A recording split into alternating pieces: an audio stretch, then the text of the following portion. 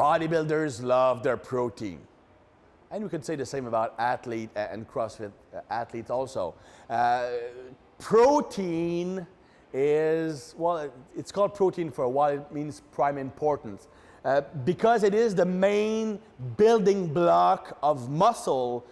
Obviously, anybody who wants to build more muscle, get stronger or perform better, are naturally attracted to protein. And the human being what it is, we think that more is always better. And I've been that way myself. I've actually eaten as much as 500 grams of protein during a day. Well, of course, when you get your protein for free from a supplement company, it helps. But in reality, it might not be such a good thing. It might not be more effective, might actually be counterproductive. Now, it is undeniable that up to a certain level, ingesting more protein is beneficial for muscle growth and recovery, as well as the production of certain hormones, like growth hormone, insulin, IGF-1, all that stuff, which requires protein to be created.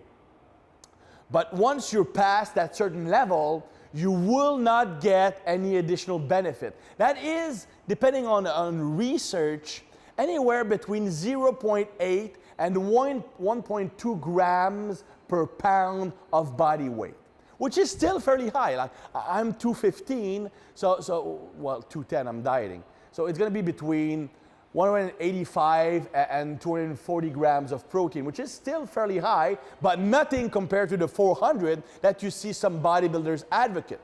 Now, you have to understand one thing, and that might come as a shock. So please sit down. You might actually want to brace yourself, right? Bodybuilders use steroids, right? You're still awake, you didn't crash or anything. Well, it's sadly the truth.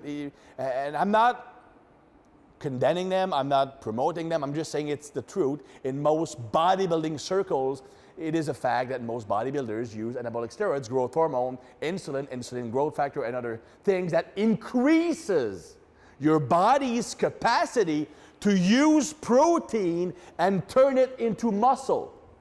So in the case of high-level bodybuilders who are using steroids, insulin, and growth hormone, they can use more protein to build muscle. I mean, the testosterone and the growth hormone that were through the IGF-1 release increase protein synthesis, increase how much muscle you can fabricate from the protein. And insulin increase transport to that muscle. So what is true for these people is not true for them. You can't copy the diet of a bodybuilder and expect the same kind of result, because your body does not have the physiological makeup to use as much of that protein to build muscle. What will happen is that you will take that extra protein and you will convert it to glucose through a process called neoglucogenesis. You're creating new glucose, carbohydrates, from protein, right? That's also what, when you're doing a ketogenic diet, a low carbs diet, if your protein level is too high, you might defeat the purpose of the diet because you are producing carbohydrates from the protein, which is preventing you from getting into ketosis. But I digress. The fact is that if you are natural and you are over-consuming protein, you will simply turn them into glucose. Now, the bad thing with that is that you are upregulating the enzymes responsible for that happening. So if on one day you are not consuming a high level of protein anymore, then you might still be producing more glucose, leaving less protein to be used for muscle. That's one thing. The other thing is, if you're natural, you don't use anabolic steroids, you need to trigger protein synthesis to build muscle. I need to activate mTOR, for example. I need to trigger protein synthesis. That's why the training session is important, because it triggers protein synthesis. Well, you can also trigger protein synthesis by eating a large amount of protein at one time. If you have a spike in blood amino acid level, a spike, then you trigger protein synthesis. It's the spike that is important. The variation between low and high, that's a spike. If my level is always high, because I'm always over-consuming protein, I never get that spike. I never trigger protein synthesis through nutrition. I'm losing a lot of potential gain. So a lot of natural bodybuilders are actually reducing muscle growth by consuming too much protein too often.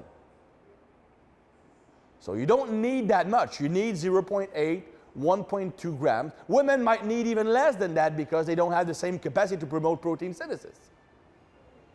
So that's what's important when you're comparing what kind of protein intake I need in my diet. More is not better. People think, well, I'm going to eat more.